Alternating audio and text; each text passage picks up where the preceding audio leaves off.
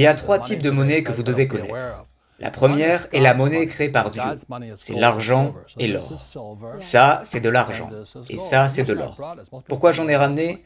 Car la plupart des gens ne savent même pas à quoi ça ressemble. Ensuite, il y a la monnaie issue par le gouvernement. La monnaie fiduciaire. Le dollar, l'euro, le yen, le pesos, le yuan, truqué. Tout le monde travaille très dur pour cette monnaie truquée.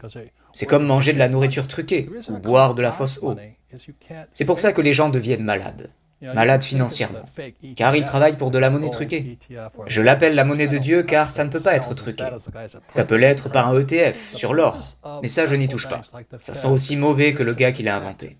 La raison d'être de la banque centrale est de protéger les banques, pas vous. N'économisez pas de la monnaie faite par les gouvernements car ils sont corrompus. Investissez dans la monnaie de Dieu, l'or et l'argent. Le dollar est mourant, le marché boursier est haut, l'or est haut, ça ne devrait pas être comme ça. La raison est qu'ils nous arnaquent.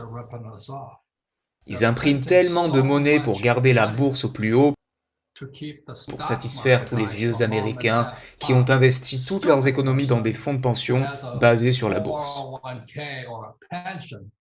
Et en parallèle, l'or augmente. Pour quelle raison? C'est logique, car ils impriment des milliards de dollars. Il ne peut pas avoir ces deux choses en même temps. J'espère avoir tort, mais le dollar est mort. Il a encore environ 5 ans à vivre. Pour le moment, il se maintient. Mais l'or et l'argent vont devenir plus forts, comme le Bitcoin. L'or et l'argent, la monnaie de Dieu, et le Bitcoin est la monnaie du peuple.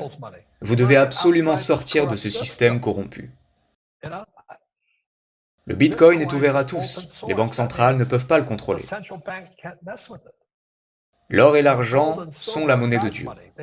Ils peuvent essayer, mais ils ne pourront jamais en créer plus que ce qui existe déjà sur Terre. Parce que si vous travaillez pour gagner cette daube, un billet, vous allez être anéanti, car il n'a aucune valeur. Même pas de valeur pour être utilisé aux toilettes. C'est trop petit. Je grince des dents à chaque fois que je rencontre un jeune qui me dit « Je fais comme dans votre livre, j'achète de l'immobilier ». Alors je le regarde et je lui dis « Oh, j'ai effectivement recommandé de faire ça, mais c'était il y a 25 ans. Aujourd'hui, l'immobilier s'effondre également.